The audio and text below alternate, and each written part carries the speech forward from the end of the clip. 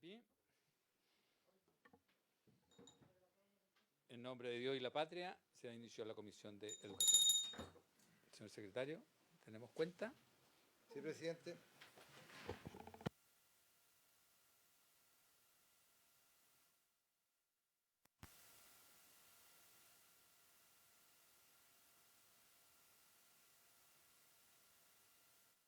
Está lo siguiente. En primer lugar,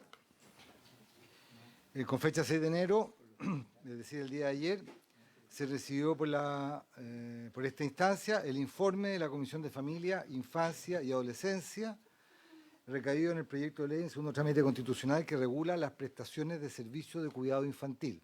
Hace presente que en sesión del día 16 de diciembre pasado, la sala dispuso que una despachada por la Comisión de Familia, Infancia y Adolescencia fuera estudiada por esta comisión. Ese proyecto de ley sobre la regulación de las prestaciones de servicio de cuidado infantil.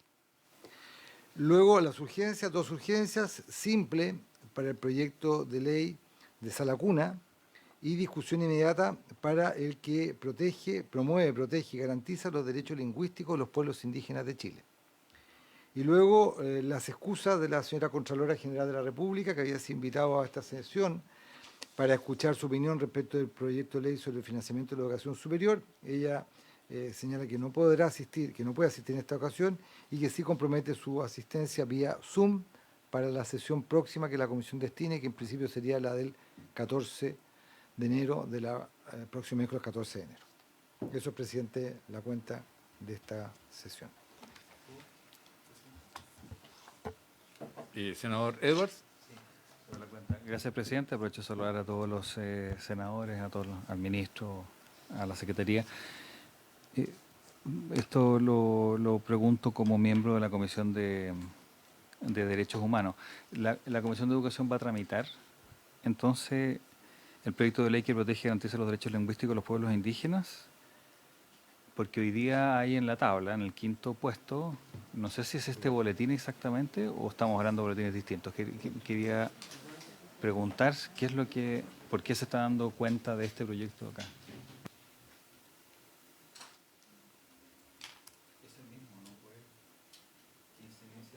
Le vamos a pedir a la Secretaría que verifique y de ahí le damos respuesta al senador. Saludamos al senador al senador Castro y a la senadora Proboste, y además asiste el senador Edwards. Hacemos pasar a los invitados para que poder dar más agilidad al tema.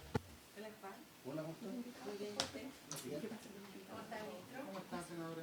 Muy bien. Qué bueno, ¿cómo está, senadora? Estábamos esperando la buena. Sí, estaba ahí contaba con agendarme. ¿Ya? ¿Por qué la estaban acompañando? ¿Estaban contando? No, la cuenta. Eso está en la sala de vida. No, un error, esto no. Uno podría decir, ¿está con los agendarme? ¿Pero por qué? Sí, pero ¿por qué? Damos cuenta nosotros. ¿En qué contexto estaba? Exactamente.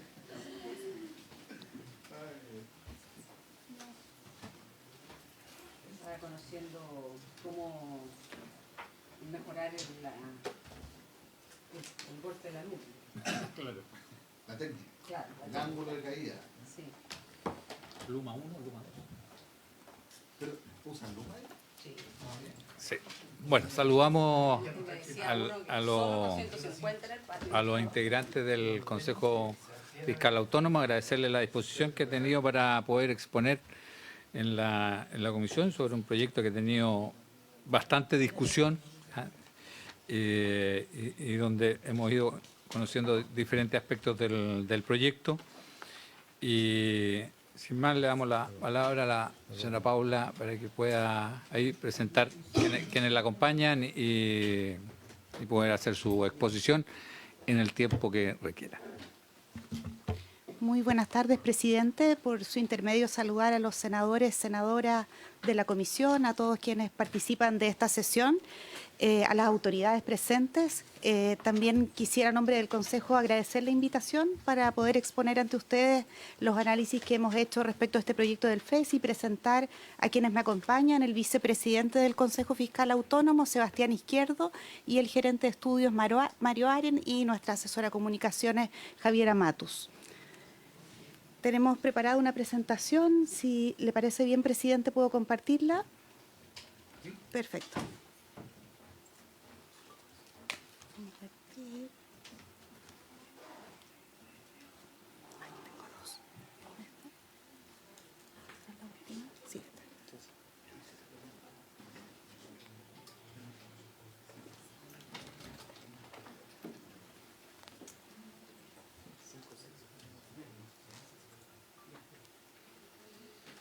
Ahí está, perfecto.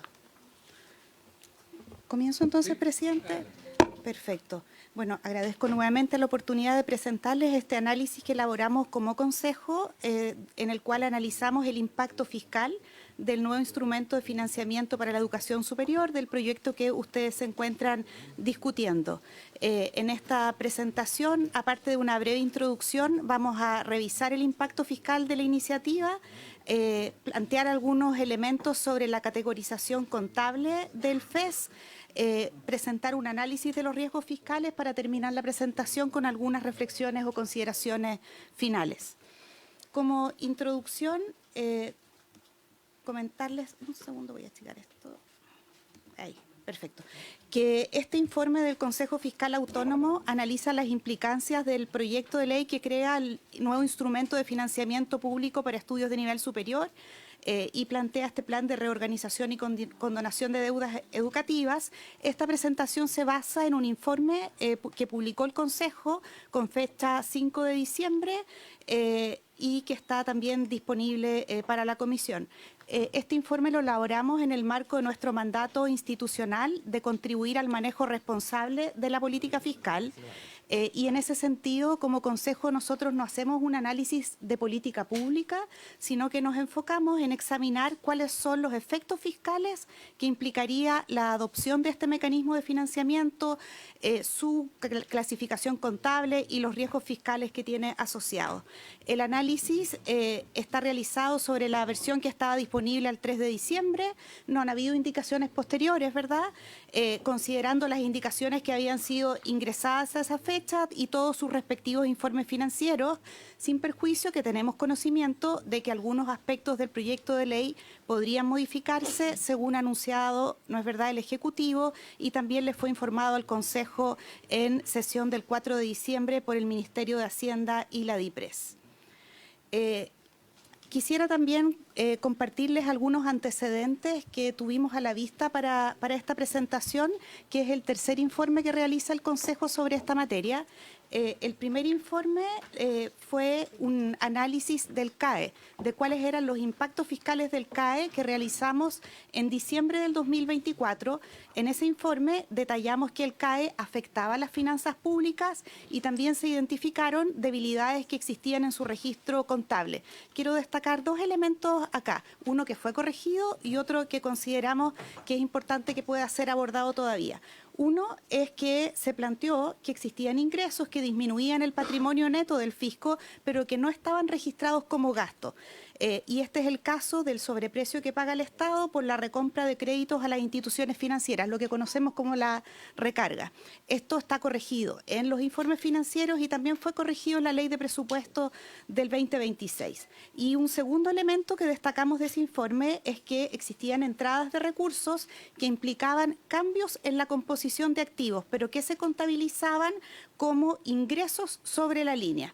Y aquí en particular nos referimos a los pagos que realizan quienes son deudores del CAE y que corresponden al capital de los créditos en poder del fisco. Y como se trata de amortizaciones de ese capital, debiesen registrarse bajo la línea. Aquí hay un avance, que es que DIPRES reclasificó algunas cuentas de la fluctuación de deudores que están asociadas a estos ingresos, desde ingresos tributarios a otros ingresos, pero esto no afecta, ¿verdad?, el nivel de ingresos fiscales y siguen siendo registrados sobre la línea. Entonces nosotros lo que sugerimos, y esto es independiente de las definiciones que se adopten respecto del FES, es que estos elementos que todavía persisten respecto de la contabilidad del CAE puedan ser abordados. Como menciono, hay uno que ya lo fue, hay otro que sugerimos que pueda hacerlo, para poder tener adecuadas comparaciones también. Y aquí también advertir como consejo que la situación financiera del CAE refleja hoy día, ¿cierto?, un desequilibrio que es significativo, con un deterioro persistente en sus indicadores, con niveles elevados de recompra, de recarga, etcétera, y sobre todo una tasa de morosidad que ha alcanzado su máximo histórico de 64,4% en 2024, y por lo tanto como Consejo valoramos la oportunidad de que se estén discutiendo alternativas para subsanar esta situación que tiene estos impactos fiscales importantes. El segundo antecedente que quisiera compartirles es el informe preliminar que realizamos respecto del FES, que este fue presentado ante la Comisión de Hacienda de la Cámara de Diputados y Diputadas en julio del 2025. Y en forma muy resumida, en ese análisis relevamos 4 cosas. Primero, que había una necesidad de tener mayores detalles respecto de las proyecciones que están contenidas en los informes financieros. Son complejos los impactos fiscales de este proyecto, hay muchos sobre, bajo la línea, son proyectos que tienen impactos de largo plazo. Nuestra sugerencia fue que en estos informes financieros se incluyeran además las variables que sustentan las proyecciones, que se identificaran las coberturas de beneficiarios, las rentas promedios por grupo, los distintos supuestos que estaban siendo utilizados y también que se ampliara el horizonte de proyección más allá del periodo de 10 años que están contenidos hoy día en los informes financieros, porque son proyectos que tienen impactos de largo plazo. El segundo punto que relevamos en ese informe es que existía incertidumbre en relación con la naturaleza fiscal del FES. Y aquí el planteamiento que realizamos en julio del año pasado ya es que esta clasificación como activo financiero, ¿verdad? Existía incertidumbre si se cumplían los criterios establecidos tanto por el Manual de Estadísticas del Fondo Monetario como en la normativa del Sistema de Contabilidad General de la Nación, y por lo tanto en esa ocasión sugerimos que se estableciera una instancia de coordinación con los organismos pertinentes para aclarar, precisar la naturaleza fiscal y cuáles eran las normas apropiadas de registro del FES.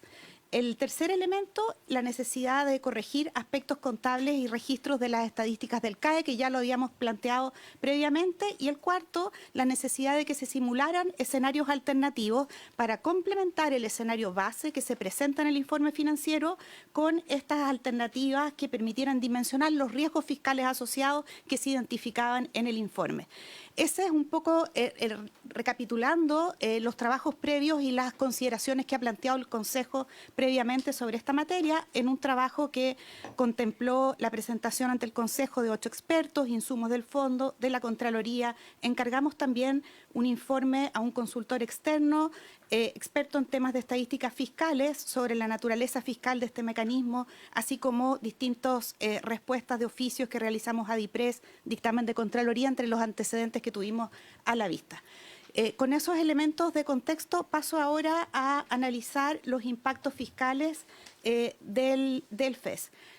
Lo primero es que aquí como Consejo hicimos un análisis del proyecto en su conjunto, pero también una mirada del FES en sí mismo. Entonces, si bien los informes financieros de DIPRES estiman que se genera un ahorro fiscal neto sobre y bajo la línea, aquí quisiéramos poner, digamos, el énfasis en que este efecto se sustenta de manera importante en medidas distintas del propio mecanismo del FES. Vamos a ver más en profundidad, ¿cierto? Pero esto tiene que ver con la eliminación de becas de arancel, postergación de la extensión de la gratuidad. Entonces, de acuerdo, ¿qué cifras tenemos hoy en los informes financieros? En el 136 y 186, que tienen 10 años de plazo, nos muestran que se generaría un ahorro neto respecto de la situación actual de 579.000 millones de pesos en el 2025, equivalentes a 0,14 puntos del PIB, y esto se descompone en un ahorro bajo la línea de 497.000 millones de pesos de 2025 y sobre la línea de 81.000 millones de pesos de 2025. Estas cifras las cifras que nosotros vamos a presentar consideran la reclasificación sobre y bajo la línea de las medidas del FES, atendiendo que, como hemos planteado, consideramos que en su diseño actual el FES debiese estar registrado sobre la línea. Y finalmente, el ahorro, si miramos solo la parte del FES, el ahorro neto del mecanismo mismo del FES, al año 10 es negativo en 358.000 500 millones de pesos del 2025, 0,09 puntos del PIB. Si a esto se le suman los gastos institucionales, es negativo en 361.000 millones de pesos. Entonces, como consejo acá, observamos que en el largo plazo, si nosotros ampliamos un poco más la mirada, más allá de los 10 años, vamos a ver que las necesidades de financiamiento del FES se moderan en algo, pero no terminan de revertirse completamente en un horizonte más largo. Aquí solicitamos información complementaria a DIPRES, que no están los informes financieros, para tener un horizonte de proyección que se nos proporcionó de 74 años. Y el ahorro neto promedio anual del mecanismo del FES es negativo en 118.000 millones de pesos de 2025, 0,03 puntos del PIB. En los primeros 27 años el ahorro neto es negativo, esto se revierte entre los años 28 y 43 y luego se vuelve a una situación de ahorro neto negativa. Un elemento que quisiéramos valorar respecto de este mecanismo del FES es el esquema de cobranza que se ha incorporado, ya que al realizarse mediante descuento por parte del empleador, similar a las cotizaciones previsionales o retenciones de boletas, se pueden reducir los riesgos de incobrabilidad y por lo tanto el consecuente impacto fiscal negativo. En este gráfico mostramos lo que yo señalaba previamente. La línea celeste más clara que está abajo es la recuperación del FES, las contribuciones, ¿verdad?, que se devuelven, y la línea más oscura que está arriba son los desembolsos, los pagos de aranceles, ¿verdad?, y matrícula. Entonces vemos hasta el año 27, ¿cierto?, que los desembolsos son muy superiores, un mecanismo que está entrando en vigencia. A las contribuciones esto se tiende a estabilizar, pero nuevamente se hace deficitario y se mantiene deficitario a largo plazo. Entonces, esto respecto del FES. ¿Qué pasa con el resto de los componentes del proyecto de ley? Estos otros componentes son los que explican casi la totalidad del ahorro fiscal neto que se estima en los informes financieros. Y aquí hay tres grandes impactos. Uno, que es lo que significa eliminar el CAE. Dos, la postergación de la extensión de la gratuidad y la eliminación de las becas de arancel. Y tercero, el plan de condonación y reorganización de deuda. ¿Qué pasa con la eliminación del CAE, verdad? Según las proyecciones de DIPRES, con esto finaliza la recompra de créditos por parte del fisco y también del pago de la recarga asociada, lo que genera menores necesidades de financiamiento, tanto bajo como sobre la línea, que en parte se compensan porque se renuncia a los ingresos fiscales futuros, pero resultando en un ahorro neto positivo en el horizonte de 10 años.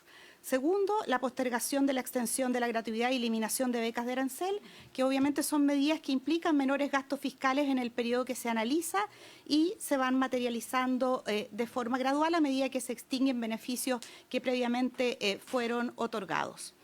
Y tercero, el plan de condonación y reorganización de deudas educativas. Aquí el Estado asume como nuevo acreedor los créditos vigentes, generando flujos de entrada, pero también desembolsos que en conjunto derivan en un ahorro neto en el horizonte considerado, con impactos que son distintos según los diferentes componentes del plan.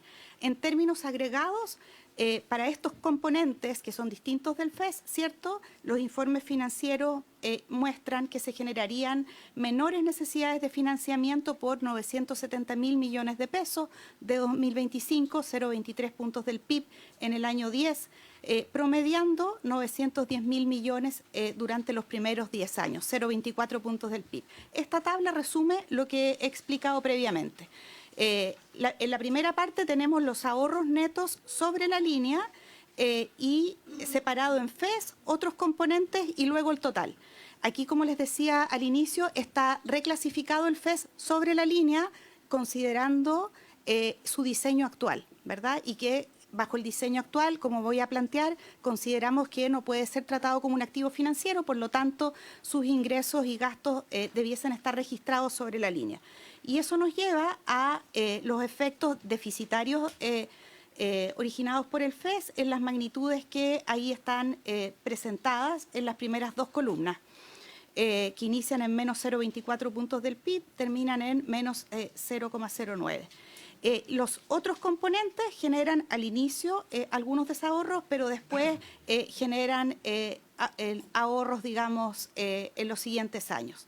En total, el efecto sobre la línea, es decir, diferencia entre ingresos y gastos que impactan el patrimonio neto del gobierno central, es deficitaria.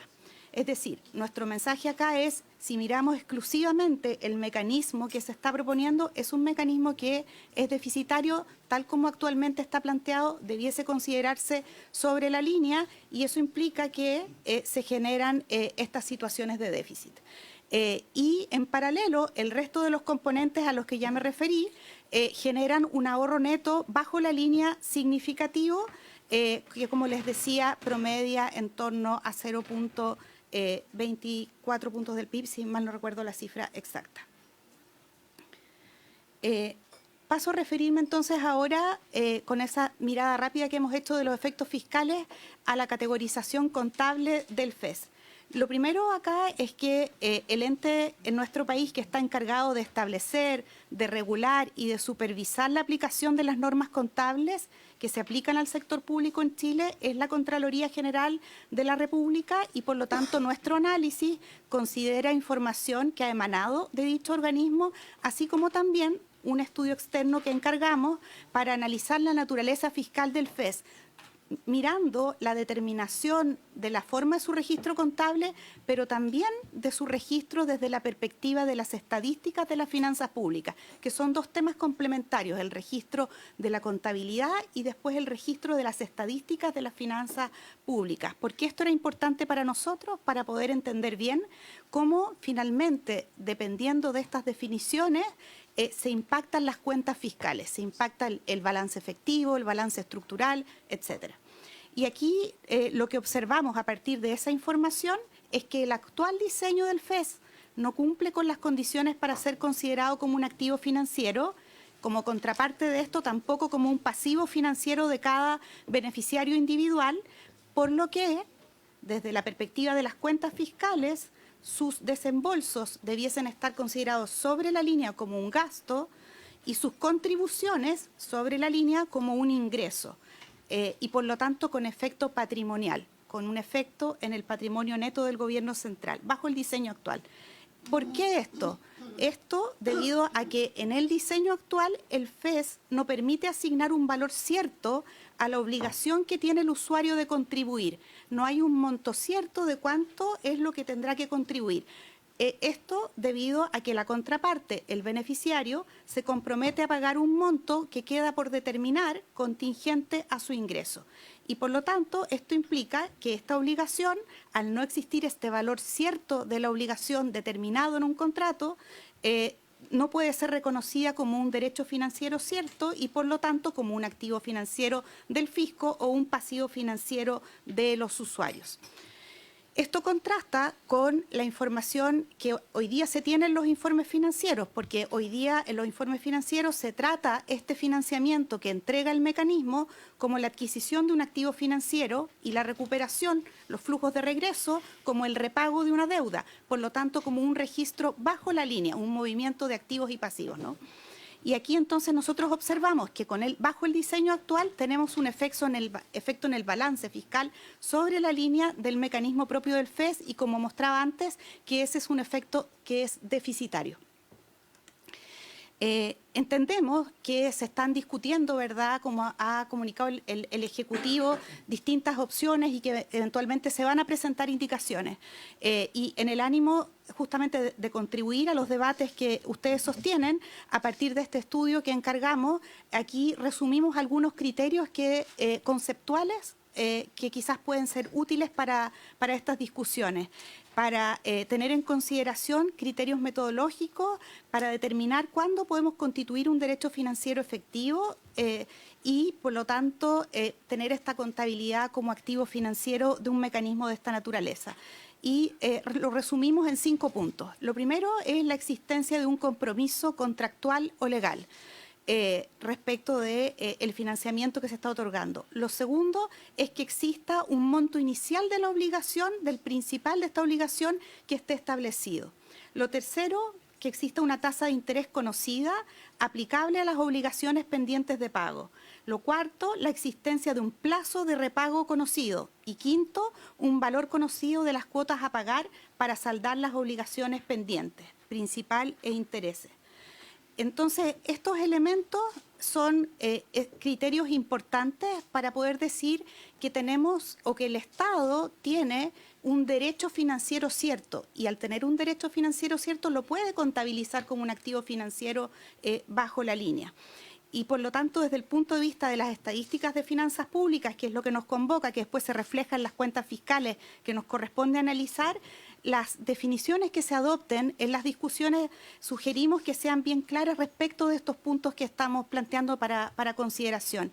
Y junto con estos puntos que definen el activo financiero, otro de los elementos que son muy relevantes es el criterio de valoración. Cómo se especifica, si se cumplen todos estos criterios anteriores, cómo se va a valorar el activo en las cuentas fiscales, a qué monto se va a valorar. Y aquí, digamos, las buenas prácticas nos plantean, ¿verdad?, que tiene que ser el valor razonable de ese derecho, de lo que se espera recuperar. También que se especifiquen claramente los mecanismos de reajuste y si se establecen condiciones o excepciones de pago parcial, o sea, en determinados casos en los cuales se fija un monto, pero se puede hacer una excepción y se paga parcialmente después, como ocurre en el CAE, por ejemplo, ¿verdad?, cuando existe este tope del 10% de los ingresos. Que esas condiciones de eventuales excepciones de pago parcial estén también muy claramente especificadas y si eso da origen, por lo tanto, a una condonación, que eso tiene que registrarse en el fondo sobre la línea, porque se está generando un subsidio del Estado que condona un determinado monto que ya estuvo previamente establecido. Al revés, si se produce un pago mayor, hay un ingreso extraordinario que debiese ser recogido. Entonces, aquí, a partir, digamos, de estos trabajos que hemos encargado, queríamos compartir estos elementos conceptuales para las discusiones que siguen, para tenerlos en consideración. ¿Por qué esto es importante? ¿Por qué el Consejo, desde sus informes anteriores, ha planteado la relevancia de que quede adecuadamente contabilizado el FES? Y esta discusión que a veces es un poco compleja de si es algo sobre o bajo la línea. Una adecuada contabilidad fiscal es muy relevante y que los componentes de la iniciativa se registren sobre o bajo la línea, donde corresponda, de acuerdo a cómo están estructurados, es esencial porque nos permite identificar cuáles son realmente transacciones que deben estar sobre la línea y que, por lo tanto, afectan el patrimonio neto del gobierno central. Y al estar sobre la línea, las que corresponda, compiten con otras prioridades de política pública y también tienen mayores requisitos de transparencia y rendición de cuentas, porque esas partidas que están sobre la línea van en la ley de presupuesto, se discuten en el Parlamento y están sujetas a todos los requerimientos de información, de transparencia y rendición de cuentas que están asociados a la propia ley de presupuesto. ¿Un vaso de agua si hubiera? Muchas gracias. Gracias. Lo segundo, además de la importancia de que exista esta adecuada contabilidad de los componentes que corresponda sobre o bajo la línea, es la importancia de la valoración. Si se define, ¿verdad?, que a alguno de los componentes se le va a dar el trato y cumple los criterios metodológicos para tener un trato de activo financiero, es decir, que se constituye este derecho financiero cierto, es importante que exista una valoración del activo lo más cierta posible, para que se refleje adecuadamente cuál es la recuperación esperada y, por lo tanto, cuáles son los flujos correspondientes que van a incidir en el balance estructural.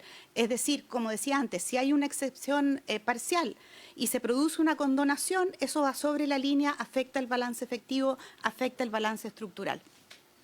Y el tercer elemento que quisiera destacar acá respecto de la relevancia de estas discusiones es la existencia de subsidios fiscales, ¿no?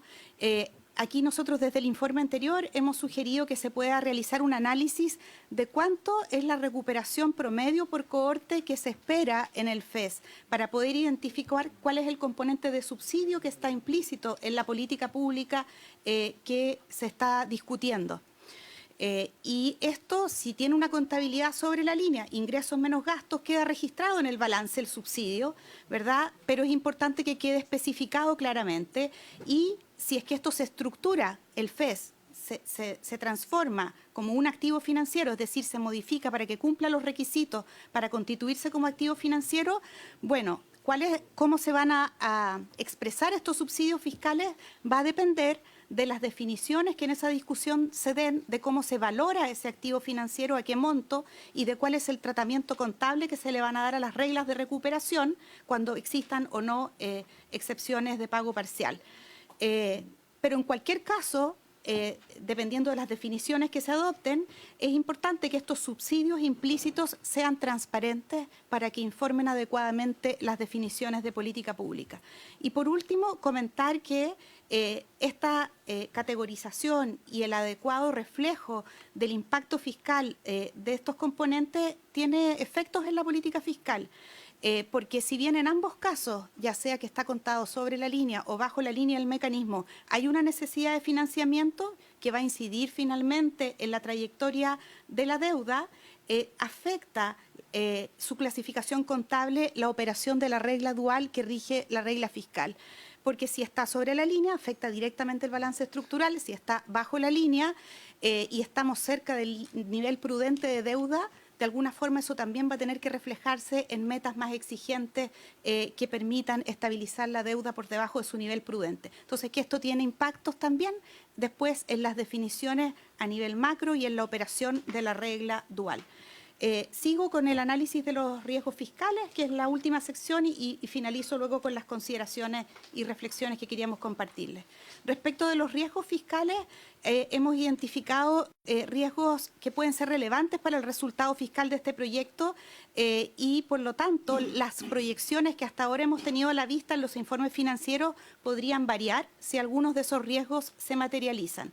Algunos riesgos podrían reducir lo que esperamos de contribuciones del FES o las entradas de recursos asociadas al plan de condonación bajo la línea, otros podrían implicar un mayor gasto. Aquí hemos solicitado DIPRES simulaciones respecto de distintos escenarios de riesgo, algunos fueron desarrollados conforme a lo requerido, en otros se nos señaló que podían ser acompañados a lo largo de la tramitación del proyecto de ley. Y entonces nosotros como Consejo aquí subrayamos que la incorporación sistemática de ejercicios de sensibilidad o de estrés es importante porque permite anticipar desviaciones de los resultados fiscales que se están proyectando y fortalecer la capacidad de mitigar estos riesgos y, por lo tanto, resguardar la sostenibilidad de las finanzas públicas. También quisiéramos sobre este punto subrayar la conveniencia de que los informes financieros de este proyecto de ley, por sus características, puedan tener horizontes más extensos, más allá de los 10 años que se ha tenido la vista hasta ahora, para que en las etapas que siguen se puedan evaluar adecuadamente los efectos fiscales de largo plazo. Y ahora me voy a enfocar en dos riesgos. El primero es la mayor composición de estudiantes que no contribuyen. Sabemos que el esquema del FES tiene un esquema de tasas progresivas, ¿cierto?, para la retribución de los montos que fueron prestados y con una tasa más alta para los egresados con rentas más altas. En este sentido, las personas que contribuyen con tasas de pago más altas constituyen una proporción significativa del total de personas en etapa de pago. Voy a adelantarme y mostrar un gráfico que justamente nos presenta los supuestos que se tienen en las estimaciones de las personas según tramos de pago. Y los tramos 3 y 4, ¿verdad?, que son los tramos que concentran, digamos, las tasas más altas de retribución, concentran a cerca del 40% de las personas. Esto es más o menos estable a través del tiempo en los escenarios de proyección. Entonces, regreso y, por lo tanto, aquí tenemos un riesgo de que parte de los usuarios que están en esos tramos de pago más altos, tramos 3 y 4, pudieran eventualmente excluirse de participar del mecanismo, dejando contribuyentes aquellos que paguen menores tasas y montos más bajos, y por lo tanto hay un riesgo por el lado de las contribuciones que se recibirían los tramos que establece el proyecto de ley con las tasas diferenciadas de recuperación de las tasas marginales, exactamente. Y esto podría incidir negativamente en las contribuciones y tener un impacto más deficitario sobre el balance estructural. Entonces, aquí también señalamos que la cuota máxima de beneficiarios que fue incorporada mediante indicación también es un parámetro que es importante, ¿verdad? Esta cuota fue incorporada a través del informe financiero 187, que se considera 80.000 nuevos beneficiarios anuales. Y por lo tanto, la valoración de esta cuota también es algo que es relevante desde el punto de vista fiscal, también puede incidir en la composición de los usuarios.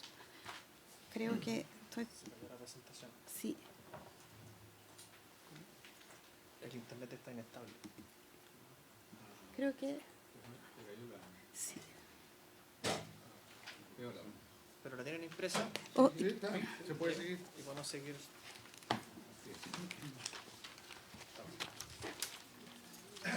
no sé si... Porque este si es el último párrafo de la página de Gracias. de riesgos fiscales, ¿no?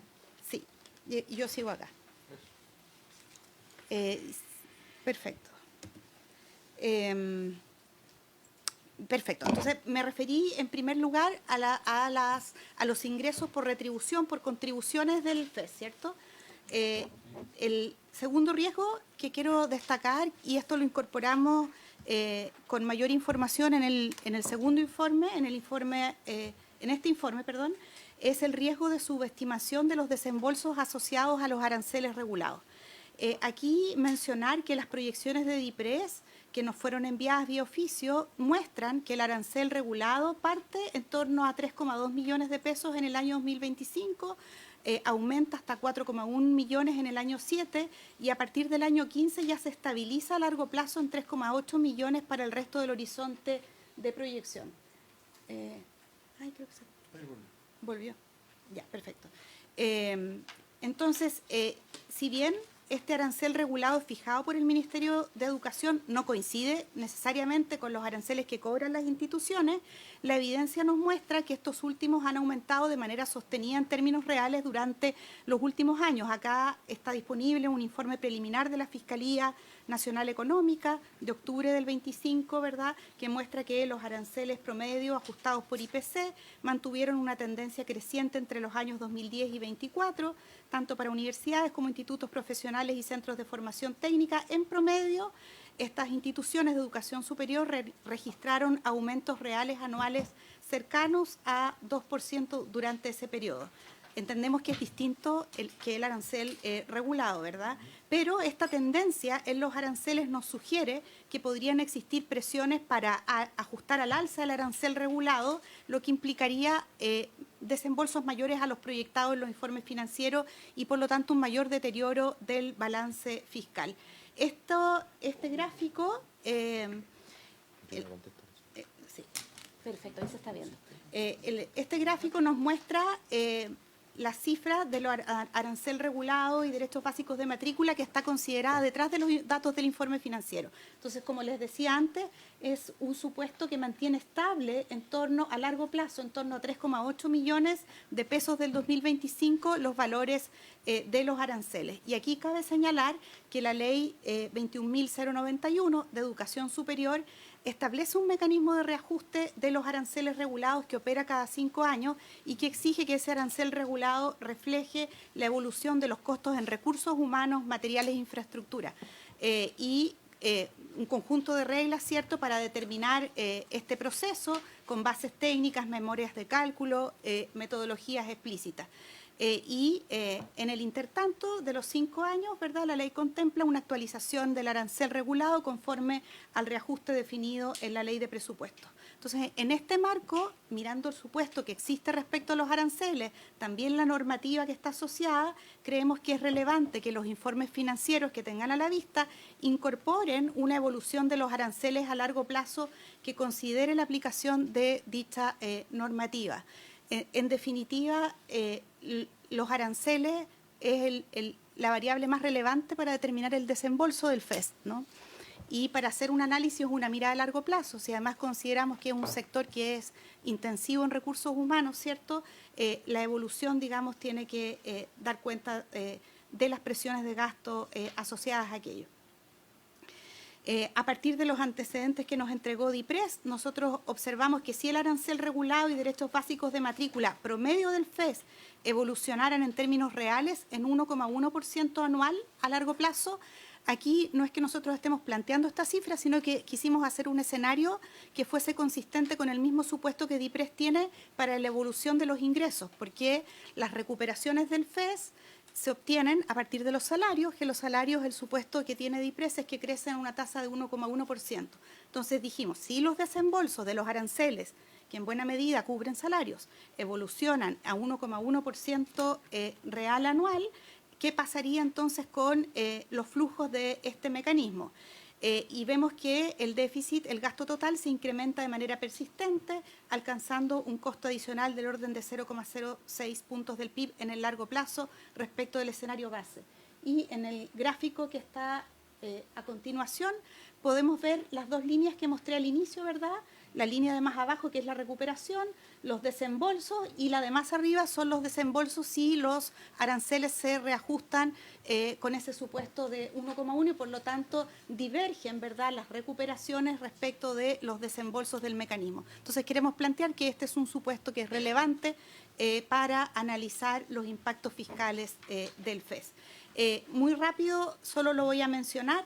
Hemos mencionado otros elementos respecto de los cuales hacer algunos escenarios de riesgo, la evolución de los salarios, los niveles de informalidad o eventuales subreportes de renta, así como el comportamiento estratégico que puedan tener instituciones de educación superior respecto de la gratuidad. Cierro con esto, presidente. Como consejo advertimos que la situación financiera del CAE está reflejando un desequilibrio estructural que es significativo, con una tasa de morosidad, como decía al inicio, en un máximo histórico de 64,4% en 2024, por lo cual valoramos que se busquen alternativas para subsanar tal situación. Y a la vez planteamos que no resulta adecuado considerar solo dichos impactos como referencia para evaluar la procedencia fiscal del FES, sino que es importante que se observen sus efectos en sí mismos como mecanismo de financiamiento. Y segundo punto que quisiéramos relevar es que desde la perspectiva de las estadísticas de las finanzas públicas, el FES no cumple en el diseño que tiene hoy en el proyecto con las condiciones para ser reconocido como un activo financiero, porque no existe un crédito individualizado con obligación cierta de pago ni un monto determinable ex ante. Por lo tanto, bajo la estructura actual, los desembolsos del FES debiesen estar contabilizados como gasto y sus contribuciones como ingreso, ambos sobre la línea con efecto patrimonial. Quisiéramos relevar nuevamente que esta categorización contable del FES es muy relevante porque va a incidir en poder identificar cuáles son las transacciones que están afectando el patrimonio neto, en cómo vamos a determinar los subsidios implícitos de la política pública, en la dinámica intertemporal de los flujos fiscales, eventualmente en la necesidad de mayores requerimientos de transparencia y rendición de cuentas. Por ejemplo, si se define generar un mecanismo que va bajo la línea, cumplir los criterios y registrarlo como activo financiero, ¿qué requerimientos adicionales de transparencia y rendición de cuentas pudiéramos tener? Esto considerando que parte importante de la evolución de nuestra deuda a la fecha ha sido por los déficits persistentes que hemos tenido, pero también por transacciones bajo la línea respecto de las cuales se cuenta con menos información. Y por lo tanto esto también incide en la trayectoria del balance estructural compatible con el ancla de deuda de la regla dual. Si bien los informes financieros, como comentaba, estiman un ahorro fiscal neto del proyecto de ley, como consejo precisamos que no proviene del mecanismo propio del FES, sino que de las medidas complementarias principalmente, ¿no?, como la eliminación de las becas de arancel, la postergación de la extensión de la gratuidad, pero que considerado aisladamente el mecanismo propio del FES presenta un efecto fiscal deficitario incluso a largo plazo. Estimamos que 10 años no es un plazo suficiente para poder evaluar íntegramente el impacto fiscal de este proyecto de ley, por lo que sugerimos que en la discusión legislativa se pudiera tener a la vista, ampliar el horizonte de proyección y que los informes financieros incluyeran mayor detalle de variables y supuestos utilizados. Considerando que en casi todo el periodo de proyección los desembolsos superan a las contribuciones del FES, creemos relevante que se analice la recuperación promedio por cohorte de estudiantes, que se avance en identificar los subsidios implícitos. Y también advertimos este riesgo de subestimación de los desembolsos de FES, dado que los informes financieros asumen que el valor de los aranceles regulados se está manteniendo estable en términos reales a largo plazo, pese, digamos, a la normativa que describía de la Ley de Educación Superior. Y por último, volver a señalar la importancia de que se realicen análisis de sensibilidad y ejercicios de estrés a los supuestos utilizados para poder anticipar desviaciones relevantes respecto del resultado fiscal proyectado y así mitigar riesgos para la sostenibilidad de las finanzas públicas. Quedamos a disposición, presidente, para cualquier consulta. Muchas gracias. Muchas gracias, presidenta. Agradecerle la presentación, el trabajo que hay detrás de esto es bastante acucioso, así que agradecerle a cada uno de los integrantes del Consejo Fiscal Autónomo el trabajo realizado, en especial a su presidenta Paula Benavides. Le ofrezco la palabra para consultas, dudas, comentarios. Bastante lapidario parece.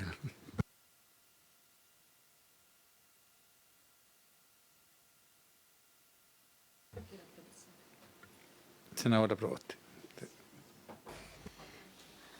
Bueno, muchas gracias, presidente. Gracias también al Consejo Fiscal Autónomo, saludar al ministro, al subsecretario. Me tuve que excusar porque a esta hora me coincide con minería.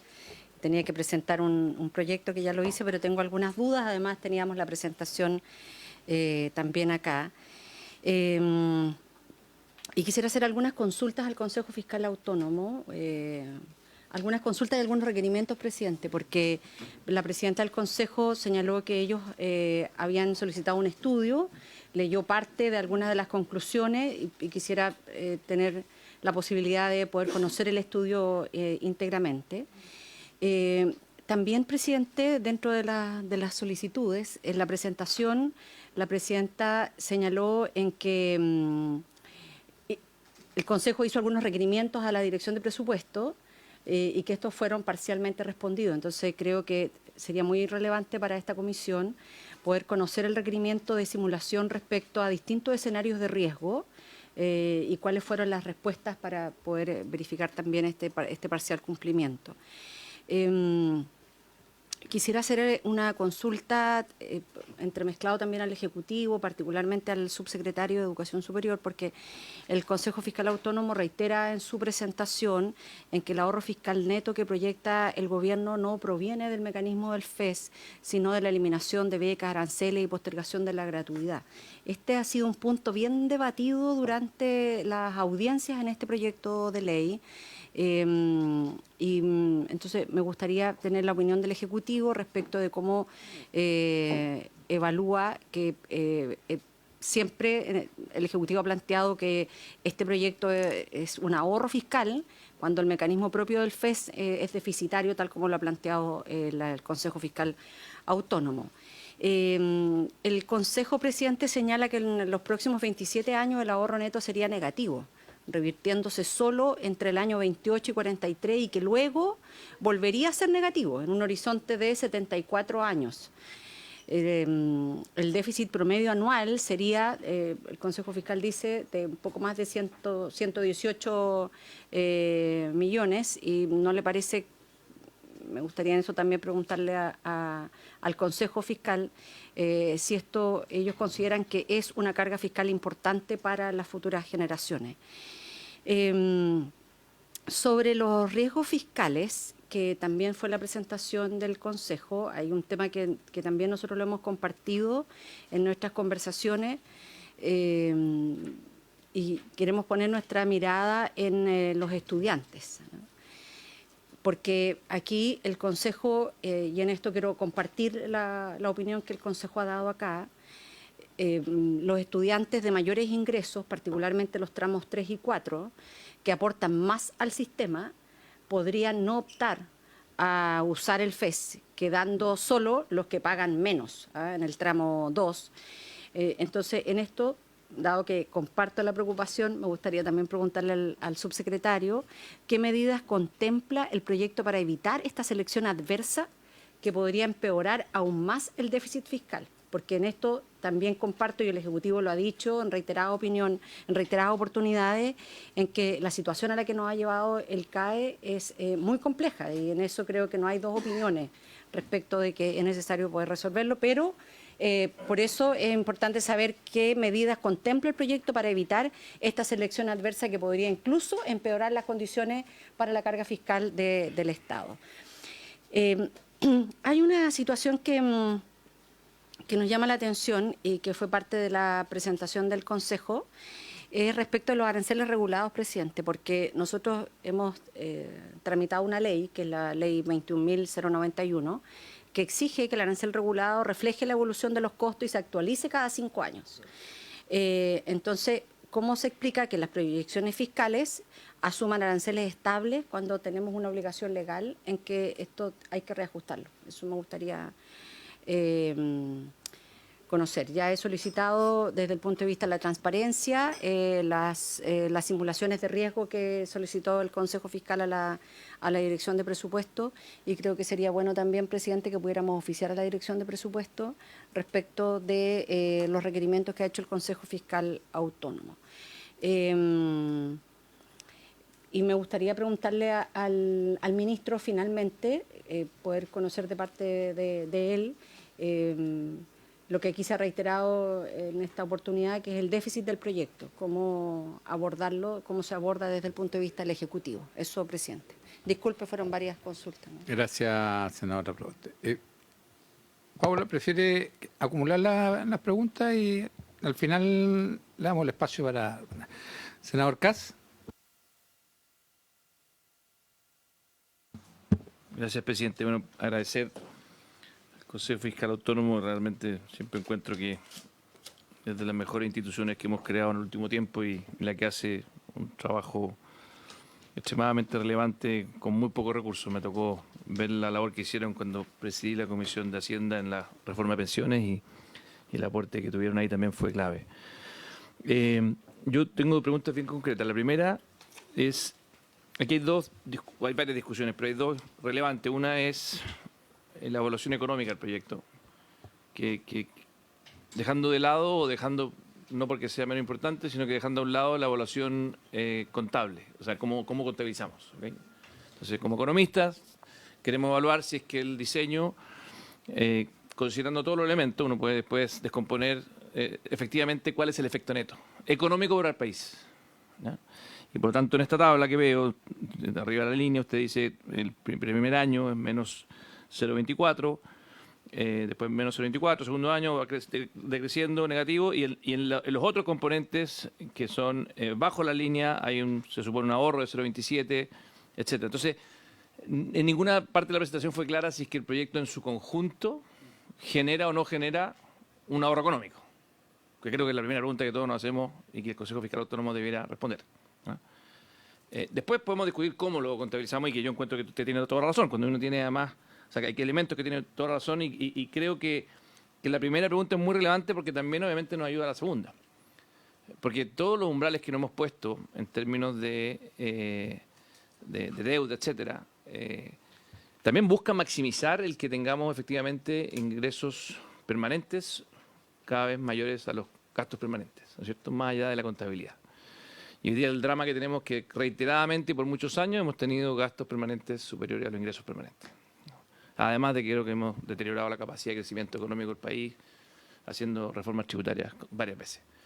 Entonces, esa es la segunda elemento que me gustaría movernos al tema de la contabilidad, que usted fue bastante explícita, que usted cree y el Consejo cree, y me parece razonable, que si uno va a tener, por lo menos arriba de la línea, debiera estar toda la proyección de gasto permanente que tengamos y toda la proyección de ingresos permanentes. Usted lo decía muy bien, o sea, aquí vamos a tener ingresos flujos el día de mañana, que son ingresos que uno puede incluso contabilizar como una fuente de ingreso permanente, uno puede proyectar el valor esperado y los gastos permanentes. Y la segunda parte, que no sé si es que va más para el Ejecutivo, pero también a usted, también al Consejo Fiscal Autónomo, es que dentro de los componentes hay un cierto consenso en este proyecto de que la forma de recaudar que no está en el diseño del FES, sino que el solo hecho que se descuente por planilla generaría un cierto efecto positivo en las finanzas del Estado, ¿cierto? Y no sé si se ha podido estimar el solo efecto de aquello, que creo que es muy relevante, porque aquí podemos conversar mucho de los diseños, cómo mejoramos, evitamos el comportamiento estratégico, cómo hacemos que efectivamente funcione bien, pero el solo hecho de poder identificar cuánto nos podría generar, y que además es justicia, porque esto no es solamente mayor recaudación para el Estado, es súper injusto que tengamos un instrumento como el CAE, que por diversos motivos que no vale la pena ahondar hoy día, no está cumpliendo ni siquiera lo que dice la ley. Esa es la verdad, el espíritu del legislador, entonces, y además genera un incentivo a el comportamiento estratégico de algunos de no pagar, porque si además me están prometiendo que se va a condonar o no sé cuándo, además si no me pasa nada si no pago. Entonces yo creo que el solo elemento de que se descuente por planilla en sí mismo es un valor de este proyecto, ¿no? Entonces sería bueno por lo menos identificarlo, calibrarlo y ver su aporte tanto en la justicia de que el instrumento que está diseñado se pague de vuelta. Siempre ustedes saben, he sido contrario a la gratuidad desde el día 1, voté en contra, de los pocos parlamentarios que votó en contra desde el día 1, yo creo que no ayudó mucho en algunas en la popularidad de este parlamentario, pero no importa, aunque no haya ayudado en la popularidad, creo que era consecuente de lo que pienso, que crea un sistema más solidario, donde el Estado te apoya y le devolví la mano al país de vuelta si es que te va bien, con un crédito contingente al ingreso. Para mí es el sistema más simple y además creo que los recursos debieran ir de los niños. Hoy día en la tarde, presidente, tenemos una importante votación en la sala de un proyecto que consensuamos transversalmente para poner recursos en los niños, que va a poner deporte, música, cultura en los colegios públicos, particulares subvencionados. Le vamos a poder dar la batalla a los narcos que quieren robando a los niños. En fin, hay cosas positivas en los niños. Pero aquí creo que solo el hecho de poder descontar por planilla es un elemento positivo. Entonces, si tuvieran alguna calibración en ese estudio que hicieron de cuánto es el aporte que hace ese componente, también creo que sería valioso. Gracias, presidente. Gracias, senador Senador Castro. Sí, gracias, presidente. Yo quiero agradecer al Consejo Fiscal Autónomo por el tremendo trabajo que hace, pero me quiero quedar con la siguiente conclusión. Yo creo que aquí he visto yo que el Ejecutivo ha tenido toda la voluntad de poder recoger todas estas inquietudes, porque todas las opiniones que hemos escuchado de los rectores, de la gente que ha venido a exponer, la verdad que siempre llegamos a la misma conclusión de que no estamos financiando nosotros la educación como corresponde. Y hoy día lo que nos dice el Consejo Fiscal Autónomo precisamente por ese camino, porque en el fondo los beneficios que puede tener este proyecto sin duda que apuntan a una mejor forma de recaudar, pero los ahorros que se tienen en el fondo está porque se les quita ciertos beneficios a la educación, y creo que ahí está la gran problemática que tenemos. Entonces yo me quedo con la buena intención del Ejecutivo de poder recoger y poder implementar ciertos consejos que nos han entregado los diferentes expositores, presidente. Yo creo que eso es lo que yo más valoro, porque este es un tema muy técnico, económicamente es un proyecto que económicamente es muy técnico. Entonces no es tan fácil comprenderlo dentro de una sesión. Pero me queda muy claro que hoy día el trabajo de entrega del Consejo Fiscal Autónomo es una muy buena opinión para poder reestudiar este proyecto y hacer una buena presentación. Eso, presidente. Gracias, senador Castro. Yo quisiera hacer algunos comentarios. Porque es bastante lapidario el informe del Consejo Fiscal. Hay mucha curiosidad y más que entrar en la disyuntiva del tratamiento contable. Yo creo que yo no sé si lograron determinar cuánto va a ser el déficit que va a haber que aportar anualmente al sistema, porque finalmente eso va en desmedro del resto del sistema educativo. En la medida que yo voy aumentando el aporte del Estado a la educación superior, me voy quedando con menos recursos en los niveles previos, ¿ya? Y solamente para un elemento gráfico, porque como esto también lo va siguiendo diferentes personas hay temas que son bien técnicos.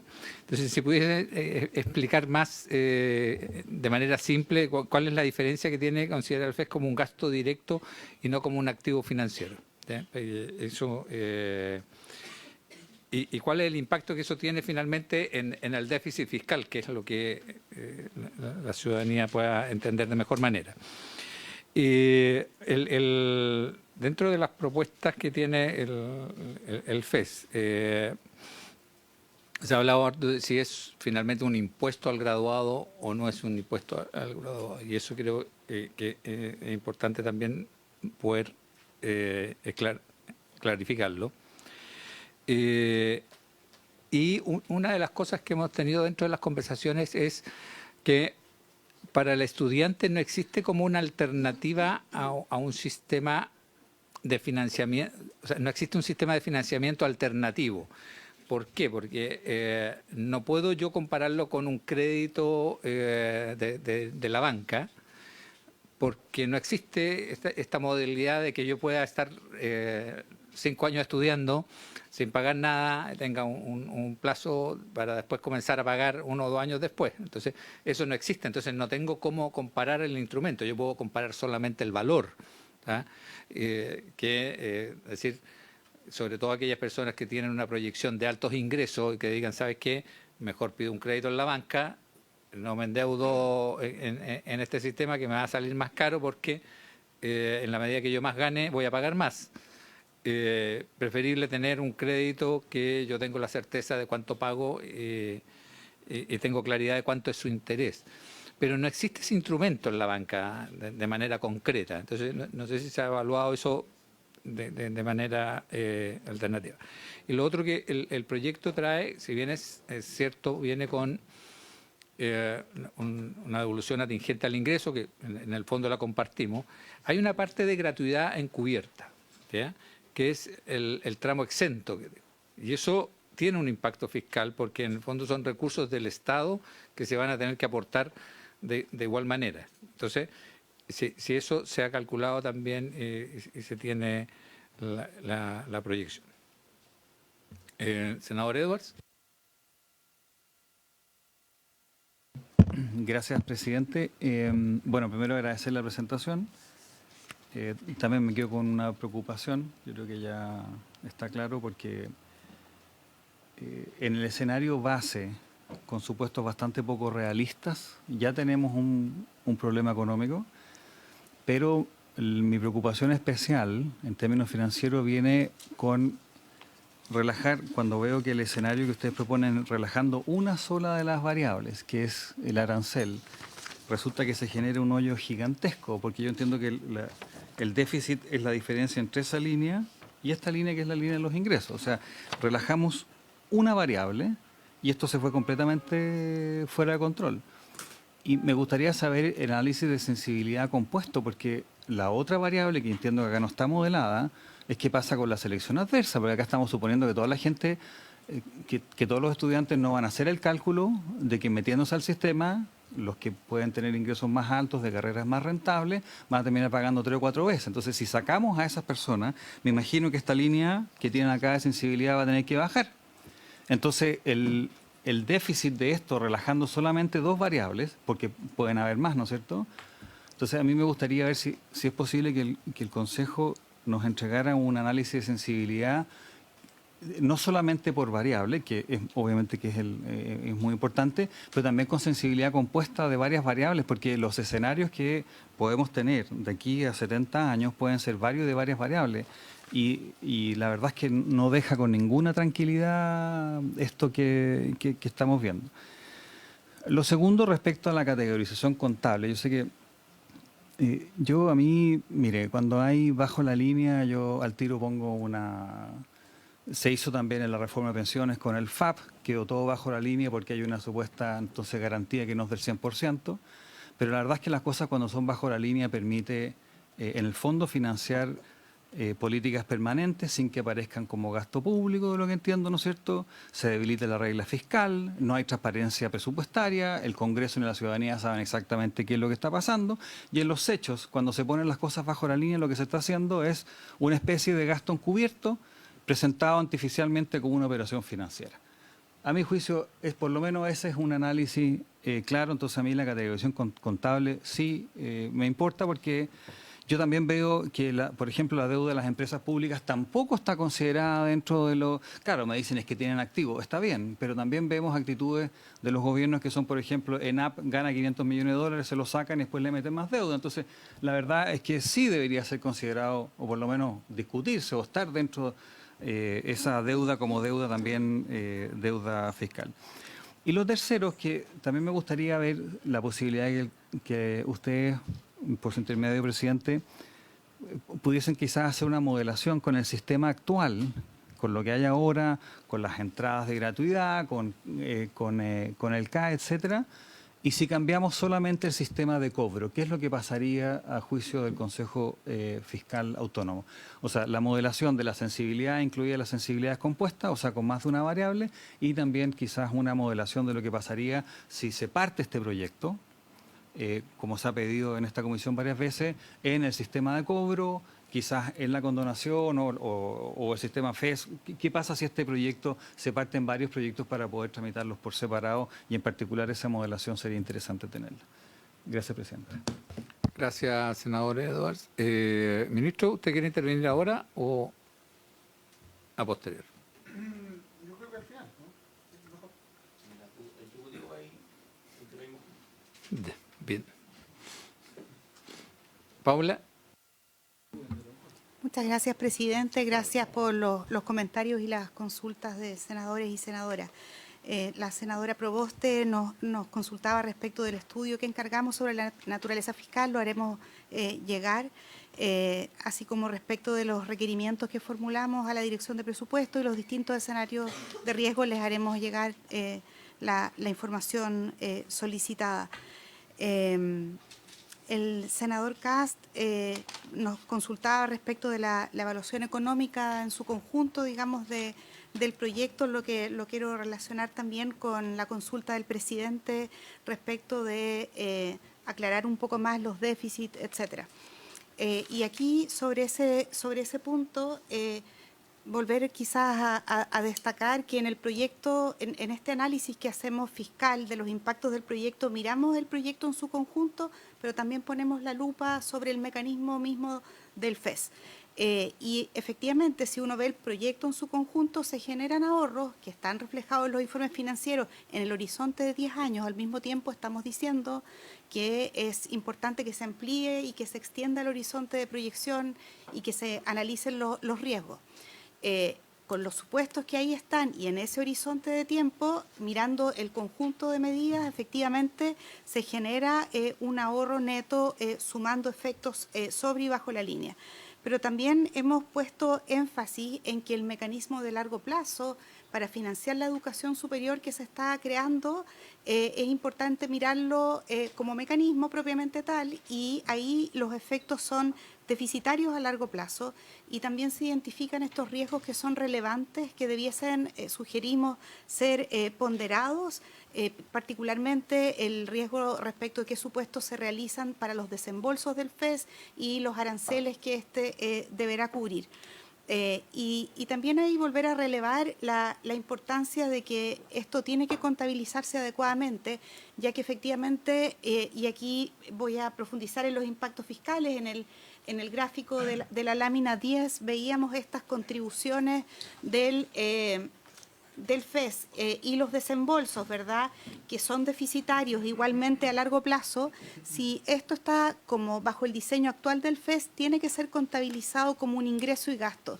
Esto, si lo pensamos como a nivel familiar, es como los ingresos, el sueldo que se recibe y los gastos de las cuentas que hay que pagar, que nos dan el raya para la suma, digamos, la situación de cada año.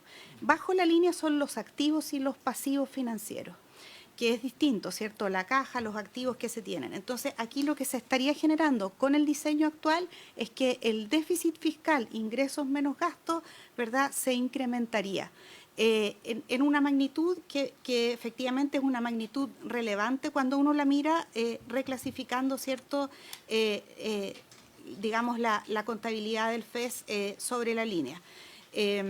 nosotros ahí no nos pronunciamos sobre el monto exacto, pero lo que sí queremos hacer es aportar a que esos impactos que son sobre la línea se visibilicen. ¿Por qué? Porque de esa forma también se ponderan en relación a una priorización que corresponde al Ejecutivo y al Legislativo respecto de otras políticas públicas. Y ahí también es importante tener a la vista, ¿cierto?, que nos encontramos en una situación de estrés fiscal, que es prolongada, con déficits fiscales sostenidos en 16 de los últimos 18 años, con un nivel de deuda que ha sido creciente, cercano al nivel prudente, con niveles de activos en los fondos soberanos que están en niveles bien bajos. Entonces, nosotros queremos relevar que existe este efecto sobre la línea, va con, digamos, la fórmula actual o diseño actual del FES, y que además existen riesgos dependiendo de los supuestos que se empleen. Y por ello nuestra recomendación ha sido que se identifiquen estos riesgos y que se puedan simular estos escenarios. Lamentablemente nosotros como Consejo no tenemos acceso a los modelos detrás de los informes financieros del FES, sino que a los escenarios específicos que consultamos a la DIPRES, que es quien tiene las herramientas y todos los microdatos que sustentan los modelos de simulación. Y por lo tanto, para poder contar con simulaciones que consideren simultáneamente, digamos, distintos escenarios, son elementos que ahí tendríamos que consultar, digamos, a la Dirección de Presupuesto. Simplemente, no se me queda alguna pregunta. El senador Kast consultaba respecto de la forma de recaudación. Bueno, nosotros acá en la presentación hemos valorado efectivamente este mecanismo de recuperación. Sabemos que en el CAE uno de los problemas hoy día tiene que ver justamente con la cobranza y el mecanismo que se establece en esta iniciativa a través de retenciones, etcétera, es un mecanismo que efectivamente permite disminuir riesgos fiscales y como mecanismo de cobranza es algo que valoramos. No tenemos nosotros sí estimaciones de cuánto se produce única y exclusivamente por aquel mecanismo.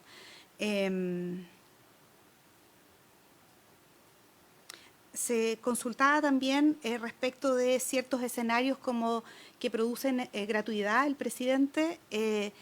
Uno de los elementos que planteaba a lo largo de la presentación es que efectivamente cuando existan excepciones de pago parcial o incluso total, aquel que tenga una condonación total porque tenga una renta muy baja, ¿verdad?, y no termine pagando, es que esos elementos que son de subsidio del Estado tienen que ser reflejados sobre la línea. Entonces, si se modifican los criterios y el FES puede contabilizarse como un activo financiero, porque cumple todos los criterios para que se establezca un derecho financiero cierto, y por lo tanto puede tener ese registro, es muy importante que los elementos de subsidio sean reflejados y se consideren sobre la línea, ¿verdad?, al momento de esto de ocurrir. Creo que Sebastián. Gracias, presidente. Breve. Gracias, presidente. Yo no tenía idea, quizá es información que debía haber tenido, pero yo no sabía que ustedes no hacían sus propias modelaciones y que tenían que en el caso, por supuesto, en el caso del FES, por lo tanto tienen que construir sobre lo que les pasa. A mí me gustaría tener una modelación del Consejo, porque francamente, porque yo estaba viendo, y claro, y es curioso, porque dice, la sensibilidad respecto a los estudiantes que no contribuyen, ¿no es cierto?, que contribuyen montos más bajos, efectivamente no tienen ningún número de nada, probablemente porque no pudieron hacer esa modelación. Pero a mí sería, pero lo más importante, cuando todo, o sea, las veces que yo he venido a su comisión, presidente, una de las cosas que nos han dicho los invitados es que la sensibilidad de cualquier variable hace que el sistema completamente se desperfile. Entonces es obvio, creo yo, que ojalá el Ministerio de Educación así lo estime también, que se le puedan entregar todos los microdatos para que la modelación venga del Consejo Fiscal Autónomo. De lo contrario, ¿cómo sabemos cuáles son las sensibilidades respecto a los supuestos que hay? En particular, cuando se nos muestra una tabla como esta, en que, por lo menos en el largo plazo, digamos, no hay ninguna estabilidad y se va abriendo la distancia entre estas dos curvas, o sea, se va generando un hoyo gigantesco y con una sensibilidad, y más encima sobre datos que ustedes no tienen, o sea, tuvieron que hacerlo sobre el Ministerio. Yo no sé, quizás estoy equivocado, pero a mí me llama poderosamente la atención ese comentario y me gustaría tener modelaciones del Consejo Fiscal Autónomo porque la sensibilidad es muy grande de cada variable. Muchas gracias, senador Edwards.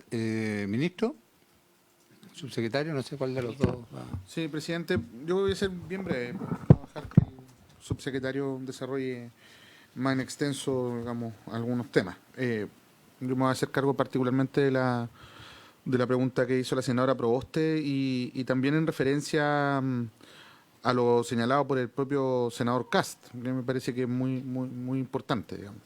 Bueno, lo primero es agradecer al Consejo Fiscal Autónomo por el análisis y todo lo que se nos plantea, digamos, como aproximaciones. Muchas de estas cosas las tenemos consideradas también dentro de la proyección de modificaciones al proyecto de ley. Es importante destacar que el Consejo Fiscal hace la prevención al inicio, en su primera lámina, de que el análisis con el proyecto de ley vigente, digamos, luego del primer trámite. Y que también ha sido informado por parte del Ministerio de Hacienda, al propio Consejo, que van a haber modificaciones, algunos de ellos muy en la línea de lo que nos está planteando el Consejo. Solo primero, digamos, para no generar, porque luego de las sesiones siempre hay notas de prensa, entonces creo que es importante contextualizar que esto es parte de un proceso que está en desarrollo y es bueno contar la historia completa.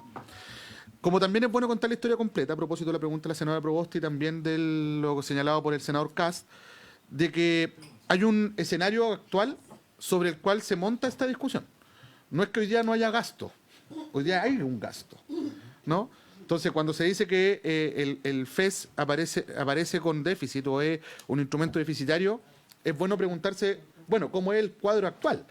Lo cierto es que si yo sumo los gastos por sobre y bajo la línea, y esto lo he dicho ya como 3 o 4 veces en la comisión, el CAE hoy día le está significando al fisco cerca de 1 billón de pesos, ¿ya? O sea, 1 millón de millones de pesos, que está bien lejos de los 361.000 millones que implicaría incluyendo el gasto de operación del sistema, ¿no?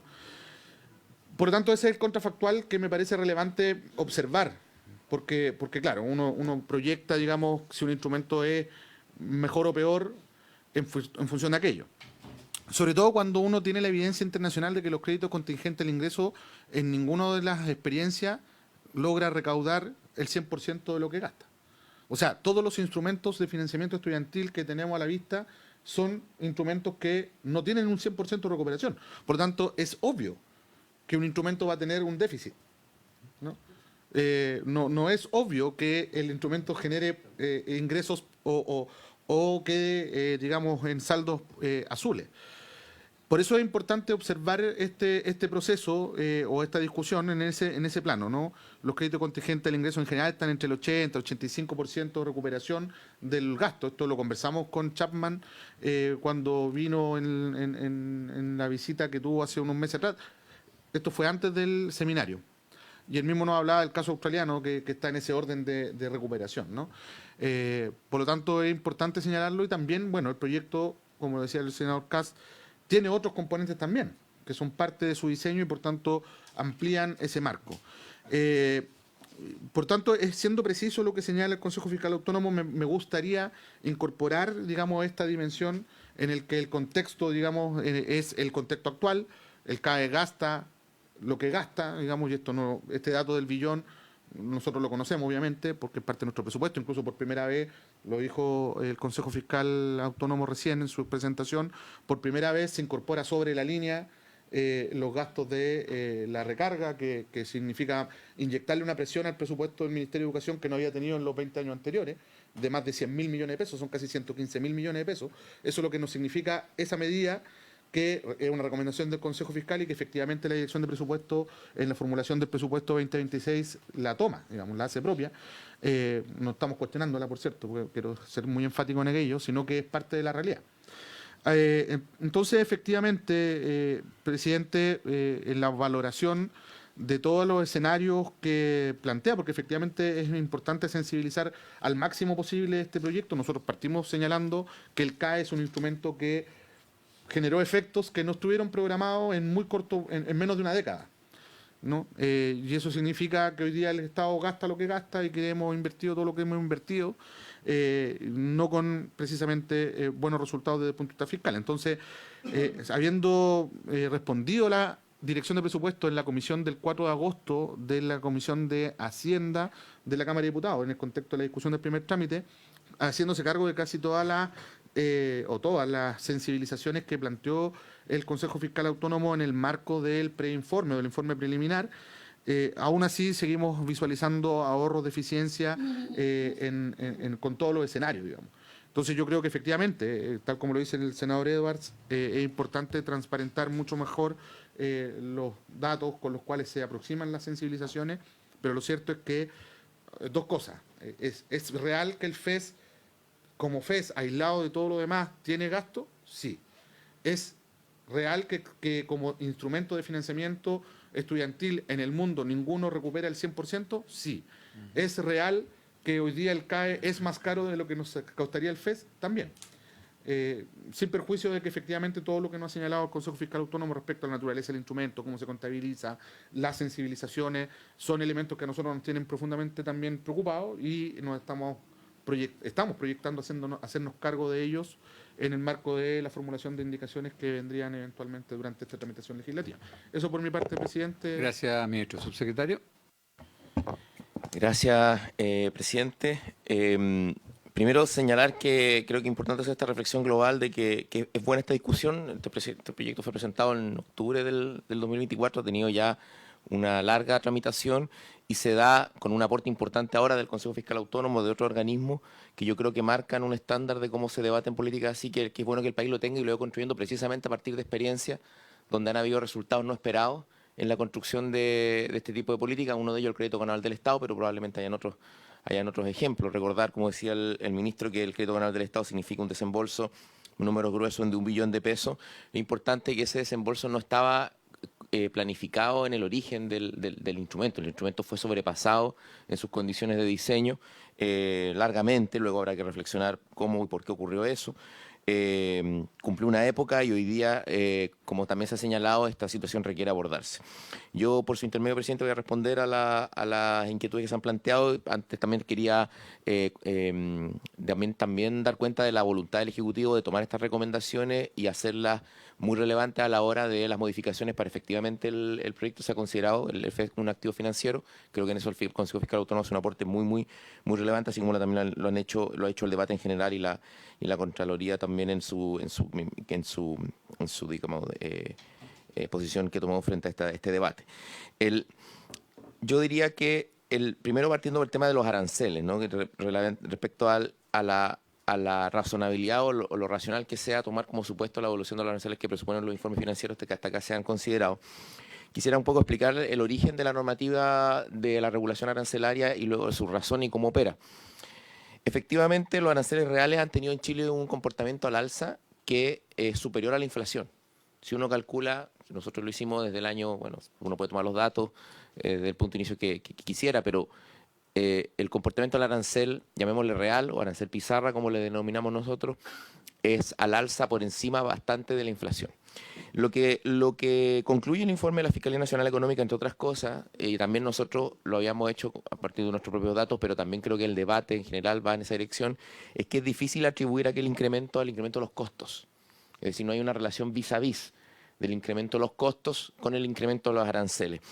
Esto se sabe en educación superior hace mucho tiempo y es particularmente relevante, lo alerta también la Fiscalía Nacional Económica, pero también el debate académico lo había alertado, puesto que coincide con otro hecho, que es la disminución relativa de la rentabilidad de los títulos tras el proceso de masificación. Es decir, se da la anomalía de que la educación superior, al mismo tiempo que por su masificación va disminuyendo lentamente su rentabilidad, sobre todo en aquellas instituciones de más baja selectividad, aumenta sus precios por encima de la inflación, cosa que tampoco se puede explicar por los costos. Razón por la cual el legislador, el año 2018,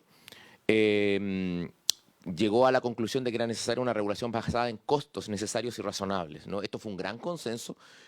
Por su intermedio, recordaba el senador Kass, presidente, que no había concurrido a ese consenso. También fuimos otros que planteamos críticas quizás por razones distintas, pero fue un gran consenso, ¿no?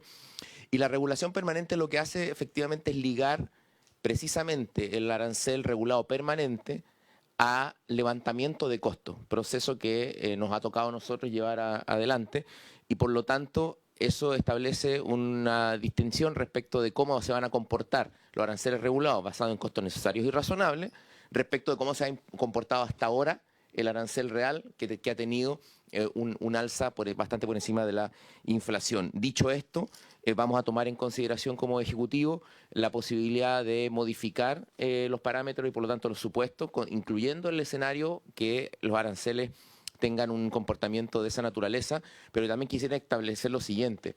En todo sector económico en que hay competencia, la modernización se asocia a la baja de los costos operacionales, puesto que se avanza en modernización y mayor optimización del gasto.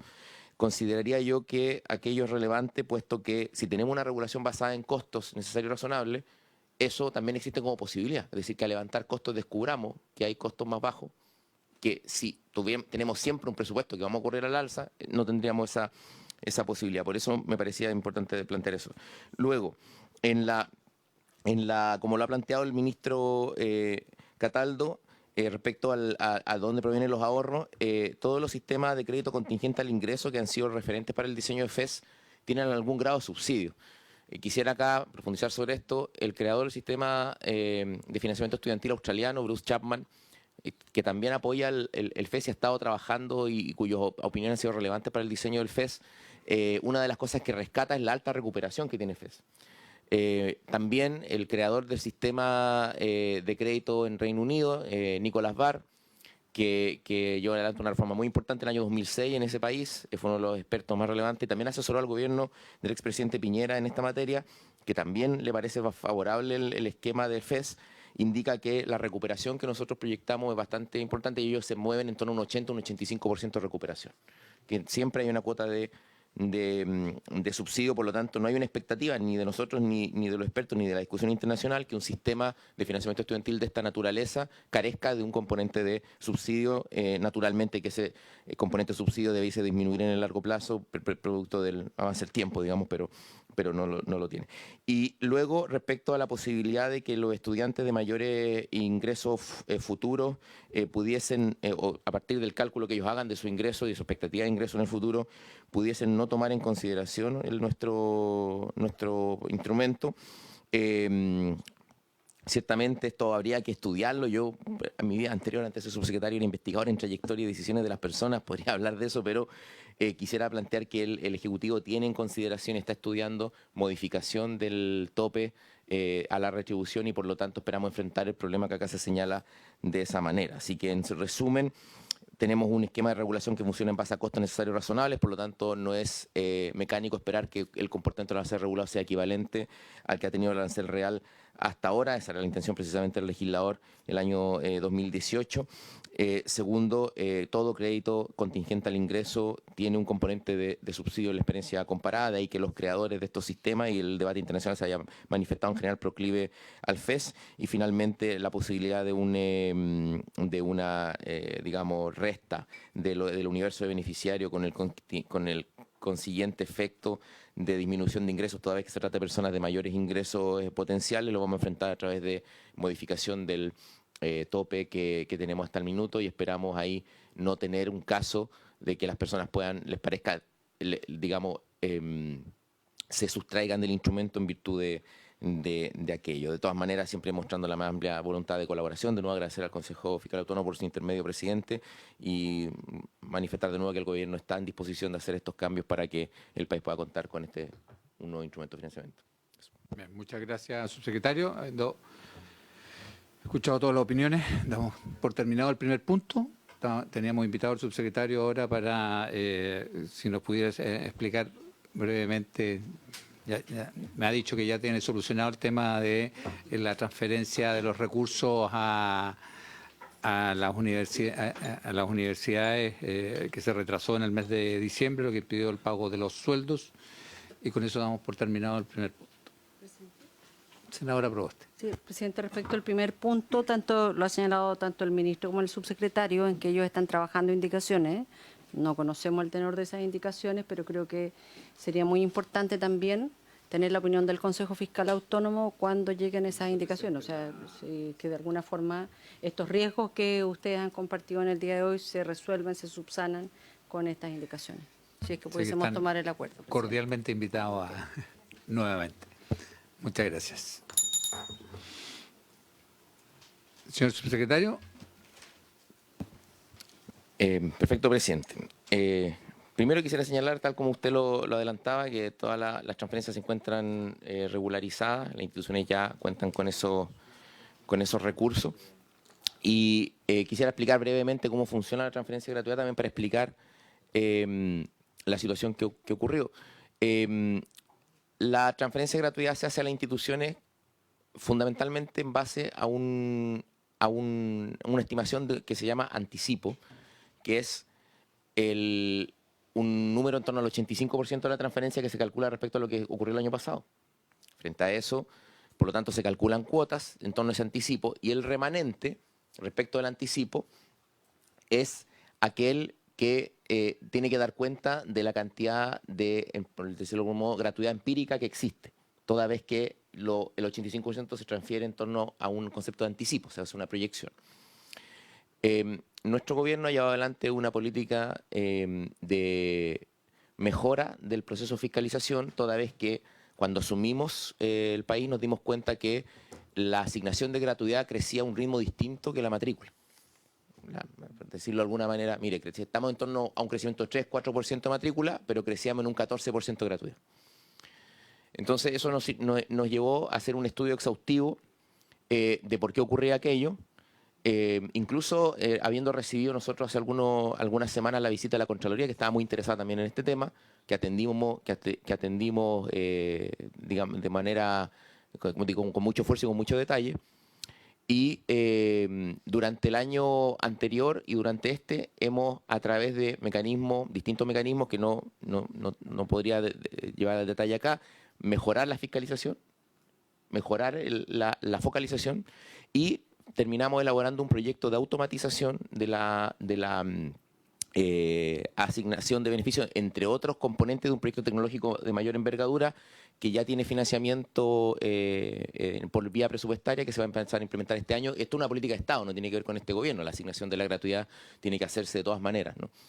Y en ese proceso hubo algunos, naturalmente, porque determinar con mayor exactitud el monto final tiene algunos retrasos.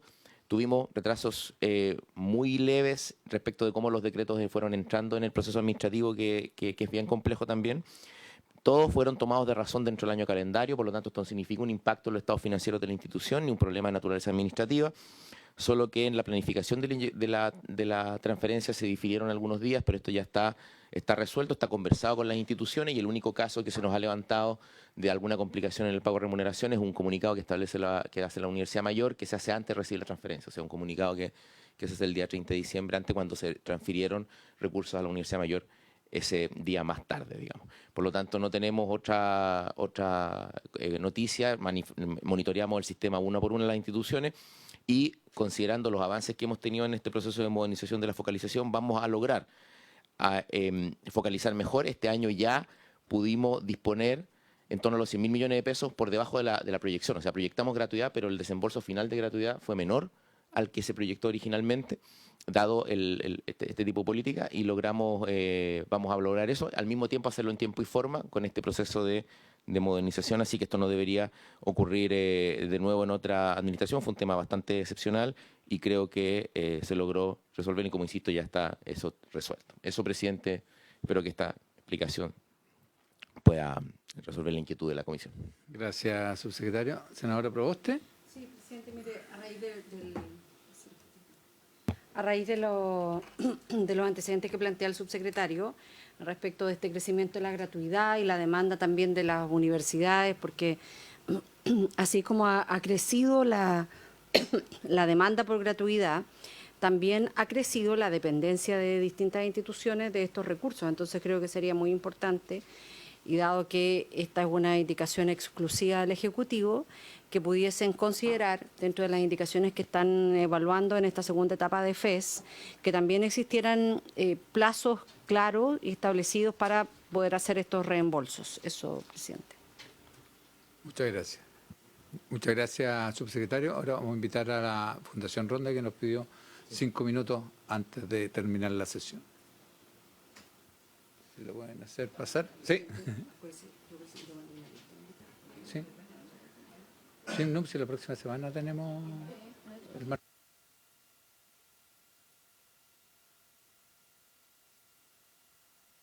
¿Cómo están?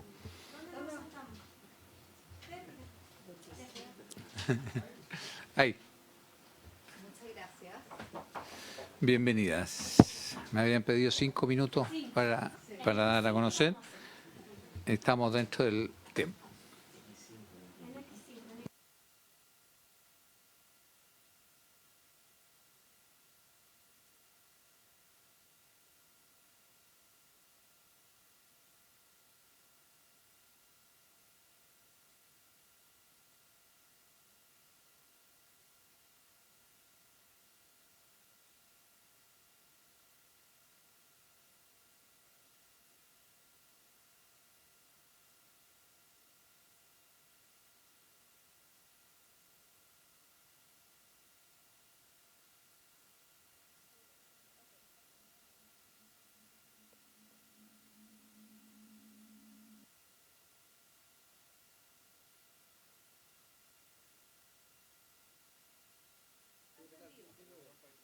Ahí sí. Ya, y aquí como lo... Apaga el audio, el micrófono no, porque el micrófono que importa es el de la comisión. Espérenme, ¿está apagado el micrófono? Ahí sí, no sé, ya. Muy buenas tardes, senadores, senadoras, ministros. Somos Movimiento Sala Cuna Hoy, muchas organizaciones de la sociedad civil a lo largo de todo Chile. Venimos hoy día no a exponer nuestros puntos de vista en materias de Sala Cuna, sino en un tremendo hito comunicacional ciudadano de una campaña que estamos haciendo para poder generar una transformación en materias de derechos para las mujeres. Queremos incentivar la contratación de mujeres y creemos que esta es la mejor estrategia para hacerlo. Así que hoy día tenemos el orgullo de que ustedes sean los primeras de este congreso en conocer una campaña que va hacia ustedes, como también hacia el Ejecutivo, y que tiene un llamado muy fuerte como ciudadanía de una necesidad que llevamos más de 30 años esperando que suceda. Así que para poder explicar brevemente y mostrarles este video, le doy el pase a Francisca Yuneman de Chile Mujeres, también miembro como Fundación Ronda, Fundación Mamusep, que estamos aquí representando a estas 27 organizaciones que adherimos a esta campaña y que tiene un mensaje muy potente para ustedes y la ciudadanía. Le recuerdo, María José, que el presidente es el que da la palabra. Sí. Por su intermedio, presidente. Sí. Presidente, muchas gracias. Senadoras, senadores, ministros. Bueno, esta es la campaña de 26 organizaciones, para ser precisa, el movimiento Sala Cuna Hoy, que hemos trabajado en las distintas instancias, tanto con el gobierno como con el Congreso, mejoras técnicas, y esta es la patita ciudadana de apoyo ciudadano para que este proyecto de ley pueda ver la luz, y creemos que la campaña habla por sí misma. Así que aquí está.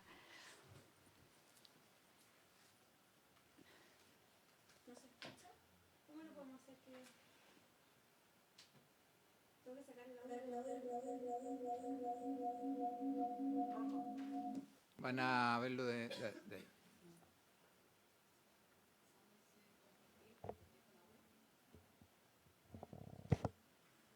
Oye, mientras tanto, ¿vamos a hacer preguntas? Sí, obvio. Ahora sí. Ahí parece que sí, ¿o no? Voy a poner play. No se escucha.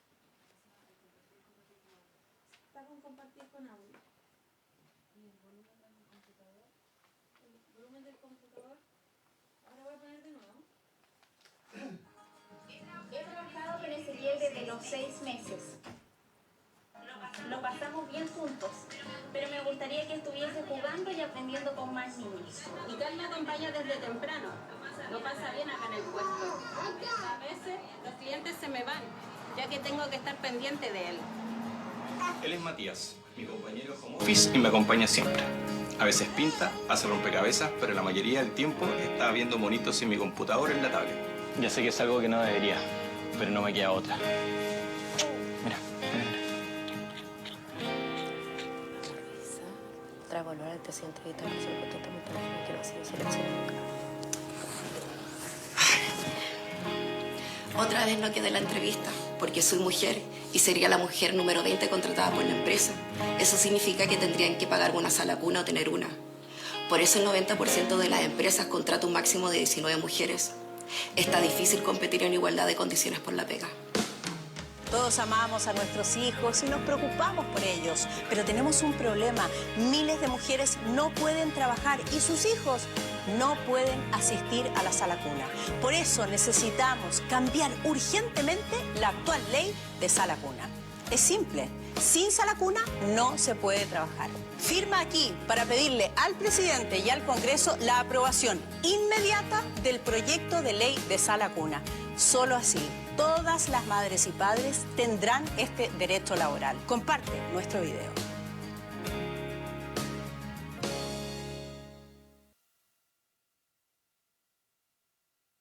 Bien, muchas gracias María José. Francisca, senadora Proboste. Bueno, agradecer la presencia. Esta es la Comisión de Educación y por lo tanto aquí nos preocupan los derechos de los niños y niñas, que es algo que no está presente en este proyecto de ley, lo hemos discutido largamente. Entonces, a mí me parece que los derechos de las mujeres, que nosotros hemos defendido hace ya largas décadas, no se contraponen a los derechos de los niños y niñas y por lo tanto creo que esto es precisamente la discusión de fondo y por la razón por la cual este proyecto de sala cuna está aquí en esta comisión. Porque si no estuviese aquí, claramente ya lo hubiesen aprobado con todo el debilitamiento que tiene para garantizar los derechos de los niños y niñas. A mí me gustaría preguntarles cómo se financia este spot, cuál va a ser los medios en los cuales va a salir, pero básicamente preguntar cómo se financia. Segundo, en que uno ve el video, salvo el último testimonio, todos los demás uno dice, el caballero que está teletrabajando es la razón por la cual existe el teletrabajo, a menos que ustedes nos digan ahora que no quieren teletrabajo. Entonces sería importante también tener la opinión de ustedes respecto al tema del teletrabajo. Con los casos anteriores, tanto la señora en el negocio como la señora en la feria, son situaciones que hoy día tienen todo el derecho a ir a una sala cuna. No necesitamos una ley para que ellas vayan a la sala cuna. Entonces, mi pregunta es, ¿ustedes quieren otro tipo de sala cuna? ¿No la institucionalidad que nos hemos dado durante tantos años? Eso. Bueno, gracias, senadora. Un momento. ¿Alguna otra consulta, colega? Senador Castro. Sí, gracias. A ver, lo primero, a mí me parece que es de sentido, de toda lógica, lo que ustedes nos presentan.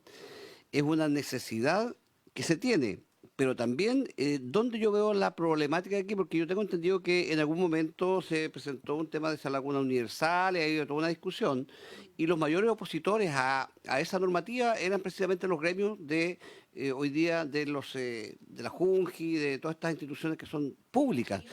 Entonces, lo que ustedes están presentando hoy día tiene, como digo, una lógica brutalmente favorable a ustedes. Pero lo que hay que ver, porque aquí también es cierto, y lo voy a decir con todas sus letras, cuando se generan proyectos de ley, a veces el populismo genera una gran dificultad legislativa y los gremios hacen fuerza para que esto no ocurra. Yo creo, y ahí yo rescato lo que significaba la sala cuna universal y todo un proyecto de ley que se fue presentado, tengo entendido, por el presidente Piñera, que buscaba tener más opciones. Y a mí no me cabe ninguna duda que si se simplifica un poco el tema de la sala cuna, vamos a tener nosotros solución al problema de ustedes, pero vamos a tener un problema grande con los gremios. Ese es un tema que debe solucionarse. Y aquí yo creo que el legislador tiene que tomar una decisión pensando siempre en el bien del niño y en la oportunidad que tienen que tener las mujeres para poder obtener una fuente laboral de mayor facilidad. Eso, presidente. Gracias, senador Castro. Senador Cas. No, muy simple. Yo simplemente les quiero agradecer por el tremendo esfuerzo que están haciendo. Creo que en ningún caso lo que plantean busca vulnerar los derechos de los niños. Al contrario, lo que el proyecto de ley plantea, presidente, es que se respeten los actuales estándares para que funcionen las salas cunas. En ningún caso se hace más precario. Y creo que además tiene otra virtud este proyecto de ley, que equipara finalmente el deber de los padres, hombres, mamá y papá, de hacerse cargo de la sala cuna de los niños. ¿no? Y no como hoy día, que desgraciadamente cae exclusivamente en las mujeres, lo que genera una discriminación brutal. Y por lo tanto creo que el proyecto de ley tiene elementos que son muy rescatables y que además, en el caso de la institucionalidad actual, en ningún caso sale desmejorada, por lo que hemos conversado con el Ministerio de Educación y con el Ministro de Trabajo, sino que al contrario busca ampliar justamente los recursos para tanto los actuales organismos, que muchos de ellos son de muy buen nivel, pero tal como decía el señor Castro, en ningún caso podemos frenar buenas iniciativas por presión de ningún gremio. Muy bien. María José, ¿quiere comentar? Sí, muchas gracias, presidente. Y voy a contestar un aspecto en general y Francisca más a lo técnico, pero en lo general contarle a la senadora Proboste que esta campaña la donó una de las organizaciones del movimiento, puso recursos propios, la agencia también hizo una parte ad honorem, Soledad Neto fue ad honorem, nadie le pagamos ni medio honorario para eso. Hoy día está difundida en todas las plataformas de redes sociales de las 26 organizaciones que adherimos, pero también la ciudadanía la está visibilizando. De hecho, ya a esta hora, que lleva 2 horas, 3 horas arriba en redes, llevamos más de 400 firmas. Lo que sí me gustaría especificar también, senadora Proboste, nosotros hemos seguido de cerca sus puntos de vista porque para nosotros y nosotras es importante su visión.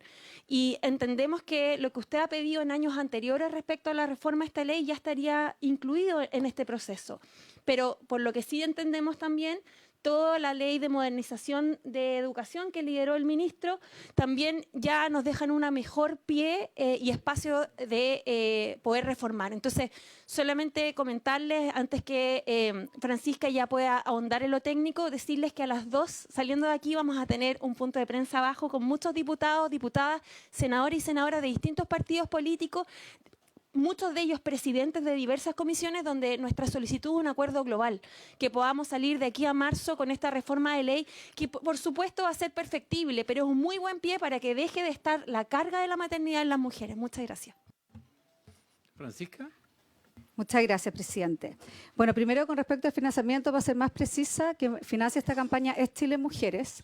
Nosotros hace mucho tiempo, muchos años, estamos trabajando, llevamos 10 años de vida, cumplimos en diciembre 10 años de vida, y hace años que hemos estado pensando en el momento de lanzar un proyecto de ley, venimos trabajando con este proyecto de ley desde el gobierno del presidente Piñera, con distintas modificaciones ahora con este gobierno, y finalmente logramos con Ronda unir a muchas organizaciones y por lo tanto, si bien el financiamiento es de Chile Mujeres, la agencia Yeli lo hace ad honorem, Soledad completamente ad honorem. Ella nos contactó, de hecho, porque supo de este movimiento y dijo, este proyecto tenemos que sacarlo adelante. Eso porque mientras mayor transparencia, mejor. Chile Mujeres es una fundación que se autofinancia a través de sus propios proyectos. Nosotros no recibimos donaciones ni de empresas ni de persona alguna. Por lo tanto, somos como una micro y pequeña empresa, pagamos impuestos como una micro y pequeña empresa, por lo tanto, esta ley nos va a afectar igual que a todas esas empresas pequeñitas, ¿cierto?, que se ven, que no tienen que pagarse a la cuna actualmente, aquellas que tienen menos, ¿cierto?, 20 mujeres contratadas. Por lo tanto, nos afecta directamente también esta ley a nosotras mismas como fundación. Con respecto al tema de cuidado de los niños, senadora, nosotros consideramos que esta es una ley que, si bien es una reforma al Código del Trabajo, ya que lamentablemente es una ley que data de 1927, ¿ya? Desde antes incluso de que existiera nuestro Código del Trabajo. Primero eran 50 mujeres, después se bajó a 20, una ley que lamentablemente con muy buena intención ha generado un desincentivo a la contratación de mujeres muy grande. Y por otro lado, tiene el beneficio de desvincular completamente el costo de sala cuna en la contratación de mujeres. Hay 25.000 mujeres desempleadas, ahogadas en la cesantía con niños y niñas menores de 2 años, como hemos probado en Zoom de Género, nuestro informe laboral junto con el Observatorio del Contexto Económico. 25.000 madres ahogadas en el desempleo con niños menores de 2 años. Y en ese sentido, el hecho, ¿ya?, de que tú como sala cuna participes, como sala cuna pública, como sala cuna privada, puedas participar del fondo de sala cuna, inmediatamente va a hacer que las salas cunas mejoren sus estándares, ¿cierto? Porque ya van a tener que tener el proceso de autorización de funcionamiento para luego tener el de reconocimiento oficial de aquí al 20. Sí. y al 2034 que se homologan los plazos con la Ley de Modernización de la Educación Parvularia, tienen que tener reconocimiento oficial. Sabemos que hay muchas salas cunas que ni siquiera hoy en día tienen la autorización de funcionamiento. Sí, no, hay salas cunas que no lo tienen. Sí, pero hay... Senadora. No, y... Por eso, pero... Perdón. Deja que termine. Después yo le doy la palabra. Pero hay salas, perdón, entonces sí, muchas, pero hay salas cunas que no tienen autorización de funcionamiento. Hay salas cunas clandestinas hoy en día también. Hemos tenido casos trágicos, por lo tanto, esto no se opone en ningún caso con los derechos de las niñas y los niños, al contrario, va a llevar a que haya reconocimiento oficial de aquí al 2034, porque si no, no van a poder participar del sistema de la ley de sala cuna. Con respecto, perdón, al teletrabajo, si bien nosotros participamos como Chile Mujeres de la ley de teletrabajo del año 2020, participamos mucho y generamos muchas posibilidades de acuerdo entre la empresa y las personas para que las empresas se adapten a las necesidades. La idea no es teletrabajar con el niño mirando la pantalla. Es mucho mejor que ese niño, mientras el padre o madre esté teletrabajando, esté en una sala cuna con otros niños y con personas que hayan estudiado para estimular la educación de los niños desde y que no estén al frente de la pantalla de los niños, que es una angustia que siempre tenemos como madre y padre. Presidente, estamos en el tiempo. Muchas gracias, Francisca. Habiéndose cumplido el objeto, se levanta la sesión. Gracias.